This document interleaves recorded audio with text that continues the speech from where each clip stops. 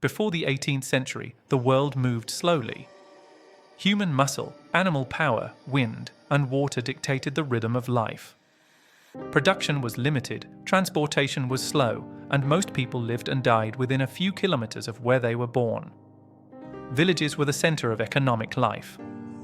Farms, small workshops, and family labor defined survival. Time was measured by daylight, seasons, and harvests, not by clocks or machines.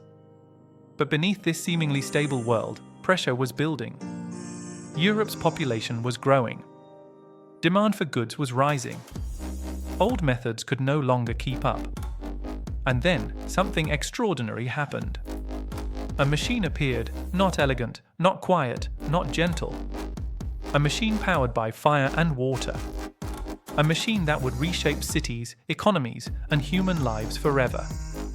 This is the story of the steam engine, and how it gave birth to factories, the working class, capitalism, and the great migration from villages to cities. Before steam power, production depended on nature. Water mills turned only when rivers flowed strongly. Windmills worked only when the wind cooperated. Human hands performed most tasks, limiting speed and scale. A single craftsman might spend days producing one item.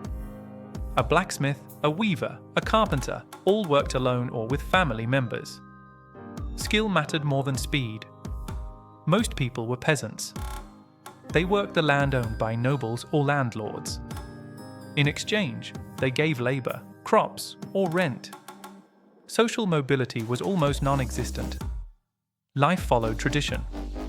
Children learned the profession of their parents. Innovation was rare, risky, and often discouraged. But the old system was fragile. Coal mines flooded easily. Water had to be pumped out manually or with animal power. As mines went deeper, existing solutions failed. Human ambition was about to collide with physical limits. The earliest steam-powered devices appeared in ancient times. But they were curiosities, toys of science, not tools of industry. Everything changed in the early 18th century. In Britain, coal was abundant. Mines grew deeper. Flooding became a serious problem. In 1712, Thomas Newcomen built the first practical steam engine. It was massive, inefficient, and noisy. But it worked. Fire heated water. Steam filled a cylinder. Cold water condensed the steam. A vacuum formed. Atmospheric pressure pushed a piston downward. This motion powered pumps. For the first time, humans controlled mechanical power independent of nature. Later, James Watt improved the design. He added a separate condenser. Efficiency increased dramatically. Steam engines could now power more than pumps. They could rotate wheels. They could drive machines. They could transform production. Before steam engines, factories were rare. Production was decentralized. Work happened at home or in small workshops. Steam changed everything. Machines no longer needed rivers or wind. Factories could be built anywhere, especially near coal mines and cities. Textile production led the way. Spinning and weaving machines multiplied output. One factory replaced hundreds of workers. Time itself was reorganized. Work days were no longer flexible. Factory bells replaced sunrise and sunset. Clocks ruled life. Workers sold their time, not their products. Labor became a commodity. This was a revolution, not just technological, but social. Factories needed workers. Thousands of them. Peasants left villages in search of wages. Men, women, and children entered factories. Entire families worked side by side. Working conditions were brutal. Shifts lasted 12 to 16 hours. Air was thick with dust and smoke. Injuries were common. Deaths were ignored. Children crawled under machines. Women earned less than men. There were no safety laws. No labor rights. For the first time in history, a large group existed that owned nothing but its labor. This group would become known as the working class, Steam power accelerated capitalism.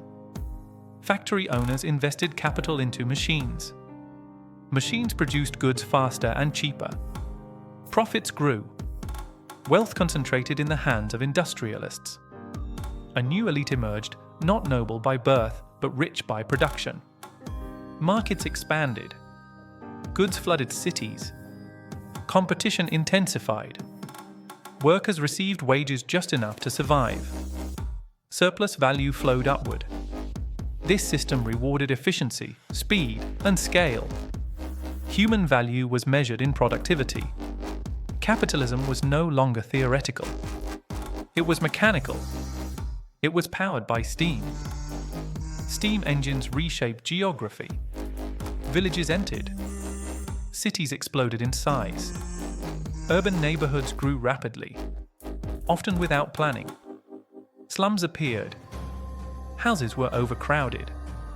Sanitation was poor. Disease spread quickly. Yet people kept coming. Wages, even low wages, were better than starvation. The countryside lost hands. The city gained bodies. This migration permanently altered society. Not everyone welcomed machines. Workers feared unemployment. They smashed machines in protest. These groups were called Luddites. Governments responded with force. But pressure grew. Unions formed. Strikes erupted. Ideas of workers' rights emerged. Steam power unintentionally created political consciousness. The working class began to organize. Change was slow, but irreversible. By the end of the 19th century, steam engines powered ships, trains, and factories. Global trade accelerated. Empires expanded. Time, space, and labor were compressed. The modern world was born not from philosophy, but from pistons and pressure. Steam engines did not just move machines. They moved people. They moved capital. They moved history. The steam engine was more than an invention. It was a turning point. It created factories. It created the working class. It fueled capitalism. And it pulled humanity from villages into cities. The world would never be the same again.